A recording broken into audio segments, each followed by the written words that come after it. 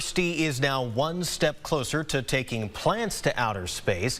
As KLTV7's Lexi Vanetti reports, UT Tyler has received thousands of dollars from NASA to advance the fundamental understanding of plants in space flight-like environments.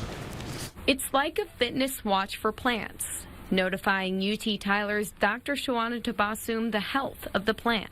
They can detect these hormonal variations in real time. So by looking at these variations, when these hormones go up or when the levels of these hormones go down, we can tell whether the plant is undergoing any stress or not. She calls it a crop fit for space farming, sensors to see how plants respond to stressors. And through a $100,000 grant from NASA, the project can enable scientists to predict crop performance in spaceflight conditions. When these plants are undergoing gravity, microgravity, or when there is excessive temperature or excessive level of carbon dioxide, then how these plants respond. And bringing the project to space allows astronauts to grow fresh produce in space flight, where astronauts are going for deep space missions and they really want fresh produce over this longer time. But plants need to be prepped before taking the trip. The soil condition is very different from what we have on Earth, right?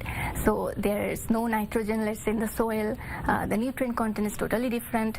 Also, the plants are undergoing microgravity, excessive radiation, and all. The long-term goal is to help scientists learn how to grow plants on the moon, Mars, or other planets. So the first thing is to understand what the plant is going through, and then the next step would be to intervene or do some measures or create a condition for the plant so that they can grow. Lexi Vanetti, KLTV7 News.